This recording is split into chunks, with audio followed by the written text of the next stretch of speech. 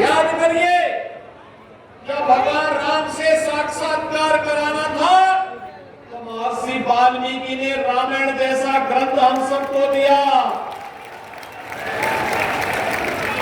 याद करिए, जब दुनिया के अंदर अंधकार था तब इस बात का उद्घोष करने वाले कि धर्म, अर्थ, काम और मोक्ष इन चारों मानवीय पुरुषार्थों से जुड़ा हुआ जो कुछ भी है वह मेरे इस ग्रंथ में है। जो इस ग्रंथ में नहीं वो अन्यत्र कहीं नहीं।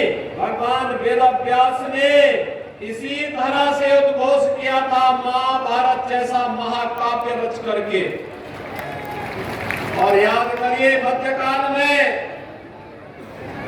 याद करिए, मन चंगा तो कठौती में गंगा का उद्घोष करने वाले संत रविदास जी को भी इसी समाज ने आगे बढ़ा करके भक्ति का एक ऐसा संदेश दिया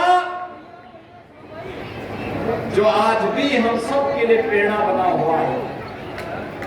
देश आजाद होना था, आजाद भारत में कैसी व्यवस्था चाहिए, एक संविधान के निर्माण की आवश्यकता थी। और उस संविधान का निर्माता के रूप में अगर किसी ने दिया, किसी समाज ने बाबा साहब डॉक्टर भीमराव अम्बेडकर इस देश को दिए।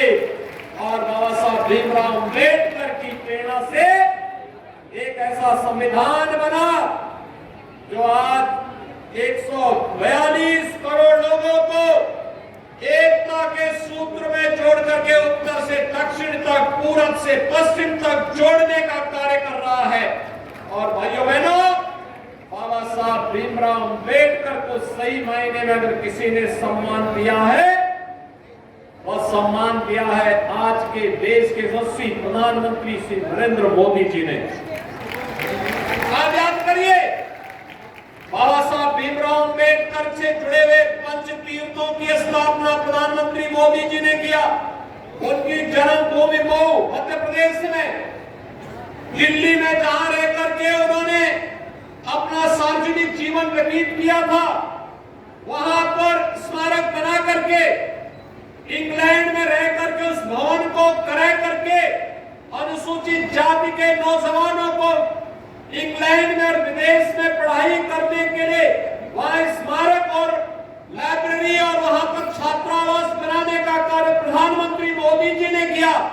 उनकी दीक्षा भूमि नागपुर में और चैत्य भूमि मुंबई को भी स्मारक के रूप में भव्य स्वरूप देने का कार्य अगर किसी ने किया है, ये प्रधानमंत्री मोदी जी ने किया।